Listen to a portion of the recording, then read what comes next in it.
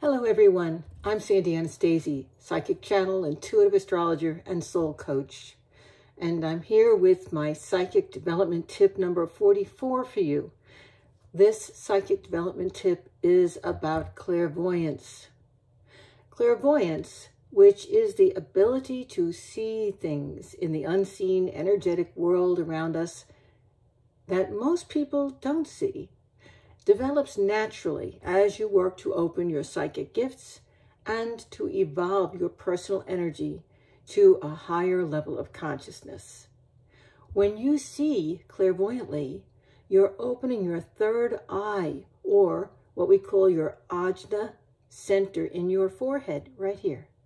This psychic center is located at the root of your nose and close to the center of your head. It's physically associated with your pineal gland, a tiny organ in your brain that swells at puberty and then becomes tiny again as people move into adulthood. Interestingly, in yogis and in psychics, it also tends to be larger than the average person. Often, when you're using this psychic center, you're going to feel a certain tingling or even a pressure in your forehead or between your eyes. The more you use your third eye and stimulate it, the larger and better developed it and your clairvoyance will become. Clairvoyantly, we see with vision that relies on the rod receptor cells of our physical eyes too. They normally see black and white, not color, and they're grouped around the outer perimeter of the eye. This is why when you're attempting to see an aura, that is the human energy field, you're taught to look off to the side or above the person whose aura you want to see, instead of directly at them.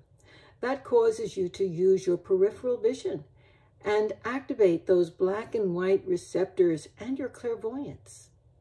Often when you watch a clairvoyant at work, you'll see them apparently looking off into the distance, not directly at you.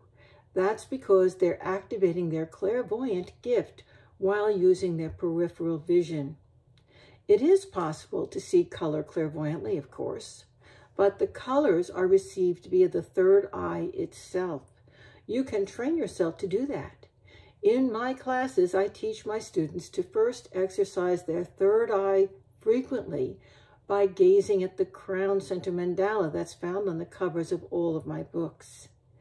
Next, I teach them to use their peripheral vision to see the black and white version of the aura, which usually is a thin layer of white immediately around the person, and then a 2 to 3 foot egg-shaped field that surrounds them that is grayish or colorless, but often looks like heat waves rising above a hot blacktop road on a summer day. That's the part of the aura where colors may be seen. I call that your astral aura. Training yourself to see colors in the astral aura is easy, but it takes some imagination and a lot of self-belief and practice. First, you ask your higher self what color you will see in the aura. Whatever color just pops into your head is what you're going to go with, because you see your higher self always sees color. So using your imagination now, project that color outward until you can imagine it in the aura. Then tell yourself that you're actually seeing it. Then allow yourself to see physically what you have projected with your imagination. If you do this exercise every time you attempt to see an aura, in time, the color that you see will simply appear in the aura without your asking. This will lead eventually to you fully seeing the brilliant, dynamic colors that are actually in those auras when you see them, when you look with your third eye wide open. I'm Sandy Anastasia. Thanks so much for listening to my psychic development tip number 44. I do hope my tip on clairvoyance has been helpful.